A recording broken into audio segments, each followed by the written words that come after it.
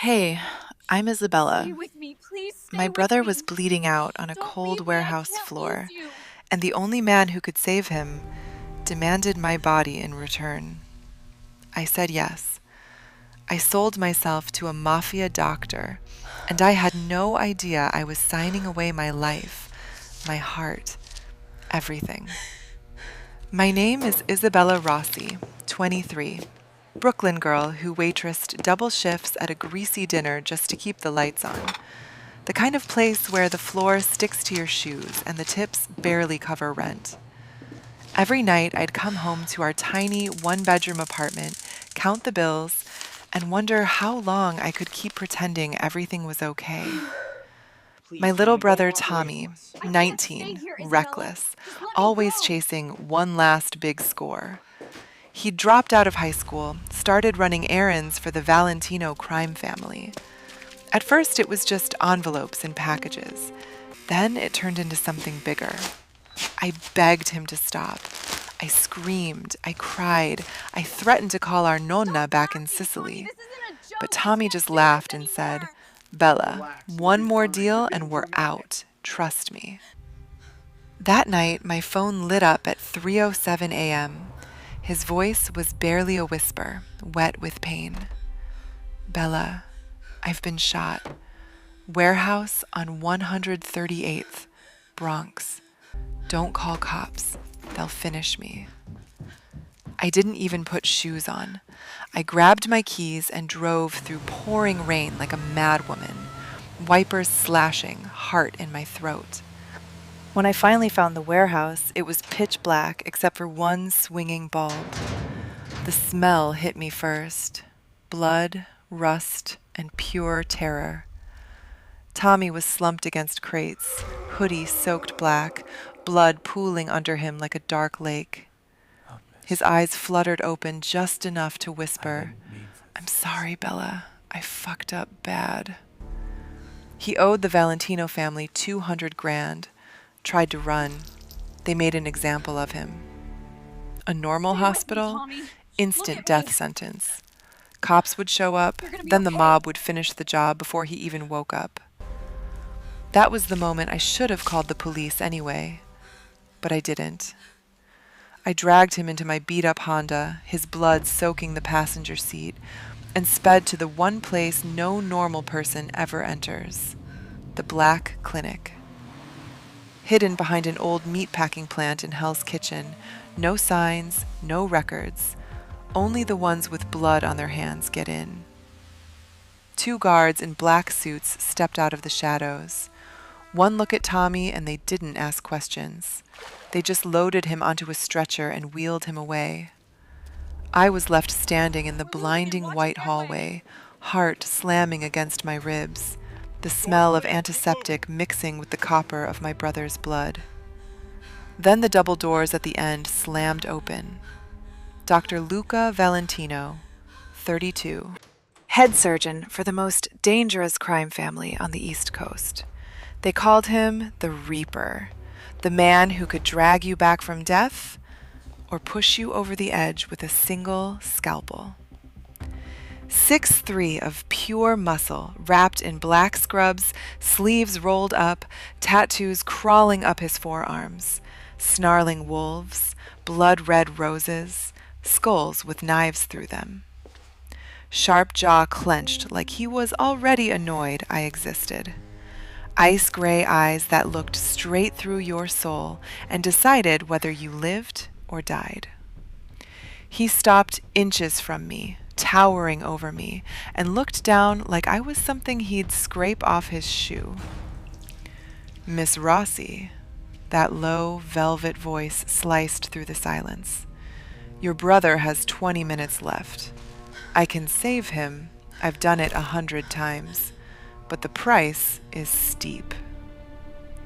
I dropped to my knees right there in the hallway, jeans soaking up Tommy's blood. Tears burned my eyes. Any money. I'll sell everything I own. I'll work triple shifts forever. Please, just save him. Luca crouched down slowly, eye level with me. His finger tilted my chin up, The touch burned like fire. Money? He smirked, cold, terrifying, the kind of smirk that makes killers flinch. Sweetheart, you have none. I already checked. You're drowning in debt. But you have something I want. He paused, letting the words sink in. You. 1 full year. Completely. Your body, your time, your soul, your heart, all of it belongs to me. You live in my penthouse. You follow every rule. No questions, no running, no escape. Or take the body bag and go home alone. The floor felt like it dropped out from under me. My mind screamed, no! Every instinct told me this man was danger wrapped in a white coat. But Tommy's shallow, gurgling breathing echoed from the operating room behind me. 3 minutes on the clock. I felt my lips move before my brain could stop them.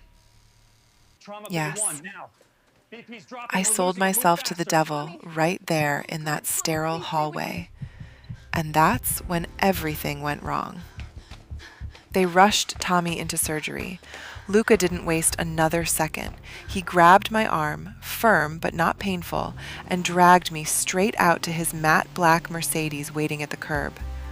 The whole ride uptown was dead silence. Rain streaking the windows, city lights blurring past. I kept thinking, what the hell did I just do? I stared at my blood-stained hands and wondered if I'd ever see Tommy alive again, or if I'd just traded one life for my own prison sentence. I don't like this, Luca. We pulled into a glass tower in Manhattan. His penthouse took up the entire top 2 floors. Marble floors so shiny I could see my terrified reflection. Floor-to-ceiling windows overlooking the glittering city. A kitchen bigger than my whole Brooklyn apartment. It felt like stepping into another world, a beautiful cage. That first night, he locked the door behind us with a soft click that sounded like a gunshot. He turned to me, eyes dark, and said only one sentence. You're mine now. Get used to it. He disappeared into his office. I stood there frozen, heart racing, wondering if he'd come back and take what he'd bought right then. I didn't sleep. I lay on the huge bed in the guest room, staring at the ceiling, replaying every second, terrified that the man who just saved my brother could also end my life with one phone call. For the first 14 days, he didn't lay a single finger on me, but he watched, constantly, like a wolf studying a wounded deer, waiting for the perfect moment to strike. Every morning, I'd wake up to him already dressed in black scrubs, coffee in hand, leaning against the doorway, studying me like I was a medical chart. One night, he came home late with fresh blood on his sleeve, not his. I had to stitch him up in the marble bathroom. My hands shook so hard, the needle slipped twice. He caught my wrist, held it steady with iron fingers. You scared yet, princess? He whispered against my ear, breath hot. I spat back. I hate you. He smiled, slow, dangerous, the kind of smile that promises pain and pleasure at the same time. Good. Hate keeps you alive around here. I didn't realize what that smile would cost me later. The next night, he tested me harder. I was cooking dinner like he'd ordered, simple pasta because I didn't know what else to do. He walked up behind me, chest brushing my back, hand hovering over my waist so close I felt the heat through my shirt. My pulse hammered in my ears. I thought this was it. He was finally going to take what he owned. Then he stopped, pulled away like it was nothing. This ends Still right now. breathing? He asked, You understand voice me? low. Most girls would have run screaming by now. I spun around, knife still in my hand. Try me. He laughed, dark and low. I will. And that's when everything went wrong. Day 10, he broke me a little more. I tried to sneak a call to Tommy from the balcony. Phone was dead. He'd blocked every number except his own. I screamed at him when he walked in. He pinned me against the cold glass with one arm, not hurting, just holding me there. His body pressed close enough that I could feel every hard muscle. You think you can hide from me? Every breath you take is because I allow it. His thumb brushed my lower lip, slow and deliberate. I wanted to bite it off. I wanted to lean in. I hated myself for both. I was terrified he could snap my neck right there and no one would ever know. I still didn't trust him, not even a little. Every day after that, the tension got tighter. He'd come home, pull me close, kiss my neck until my knees went weak, then walk away laughing. He'd pin me against the kitchen counter, hands on my hips, whispering exactly what he planned to do to me when the time came. Then step back and say, "Not yet. I want you begging." He was breaking me on purpose, making me crave the monster I was supposed to fear. I caught myself waiting for the sound of his key in the door, hating myself more every single time. That was my first real mistake. Then the night the rivals came. I was alone in the penthouse. 3 men kicked the door in like it was cardboard, duct tape over my mouth before I could even scream. One of them backhanded me so hard, my lips split and blood filled my mouth. They dragged me toward the elevator, laughing about how they'd use me to hurt Luca. I heard the front door explode off its hinges. Luca walked in slow, no gun in his hand, just those ice-gray eyes locked on the 3 men like they were already dead. He didn't speak, just looked. The leader actually hesitated. Luca moved. First guy's neck snapped like dry wood. I heard the sick crack. Second tried to pull a knife.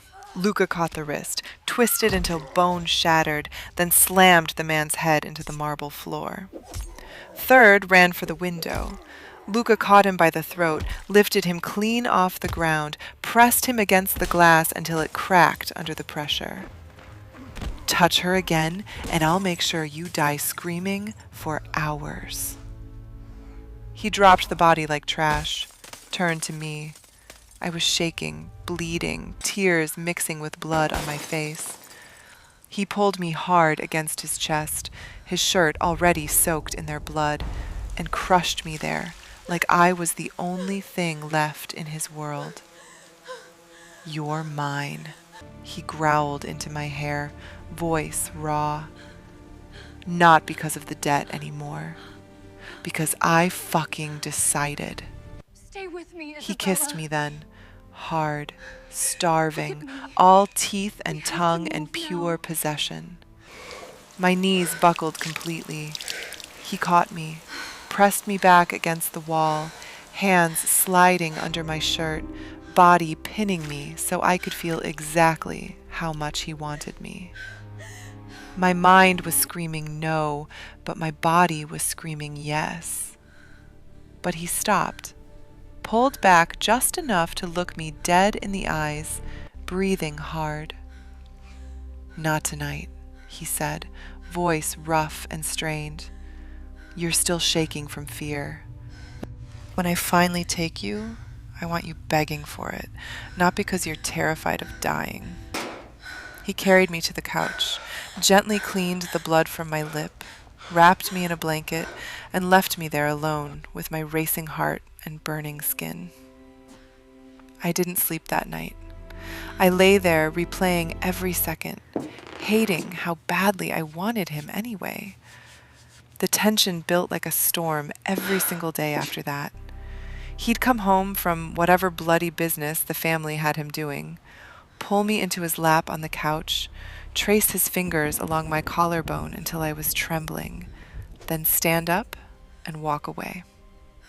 He'd make me sit across from him at dinner, eyes never leaving mine, telling me in detail what he was going to do to me the moment I stopped fighting the pull. Then he'd smile and say, "Not yet." I started having dreams about him, dark, twisted, impossible to escape. I'd wake up sweating, whispering his name, then hate myself for the rest of the day. I was terrified, and I was addicted. 2 months in, everything exploded. Luca's rivals had been watching us. They set a trap at one of the family warehouses downtown.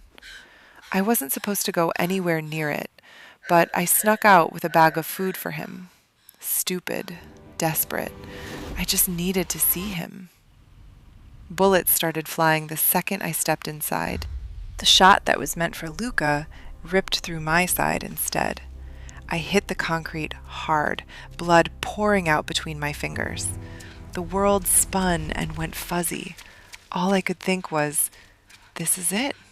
I'm dying in his arms before I even got to tell him the truth. Luca lost control completely. The man who never broke was screaming my name across the warehouse, hands pressed hard to my wound, tears cutting clean tracks through the blood on his face. "Don't you dare leave me, Isabella." Stay with me. He drove like a maniac through the city to the Black Clinic, carrying me inside while shouting orders. I faded in and out of consciousness, but I heard his voice cracking. "Stay with me. I can't lose you." His hands shook for the first time in his entire career while he operated on me himself. I woke up 3 days later in a private room, machines beeping softly. Luca was slumped in the chair beside my bed, unshaven, eyes wrecked and red from no sleep. When he saw me open my eyes, he dropped to his knees, took my hand like it was the only thing keeping him alive. "I'm canceling the debt," he said, voice raw and broken. "You're free. Take Tommy and go. Live your life. I won't come after you. I won't stop you." I looked at this monster who had destroyed my entire life and somehow become the only reason I still wanted to keep living it. If I walk away now, I get my life back. Freedom, safety. If I stay, I lose myself forever to the most dangerous man in New York. I pressed his palm right over my heart so he could feel it racing. I'm not leaving, because now I'm here because I want to be. You destroyed everything and became everything. I love you, Luca, the doctor, the killer, the man who saved my brother and stole my soul, my mafia doctor. You're mine now, too. He stared at me like I just handed him the whole damn world. Then he kissed me, soft this time, desperate, reverent, like he was terrified I might vanish. "You weren't supposed to fall for a monster like me," he whispered against my lips. "But I did," I answered, voice shaking. "And now you're stuck with me forever." That's how I gave my body to a mafia doctor and ended up with the most dangerous, loyal, and completely mine heart in all of New York. If you want part 2, you know what to do.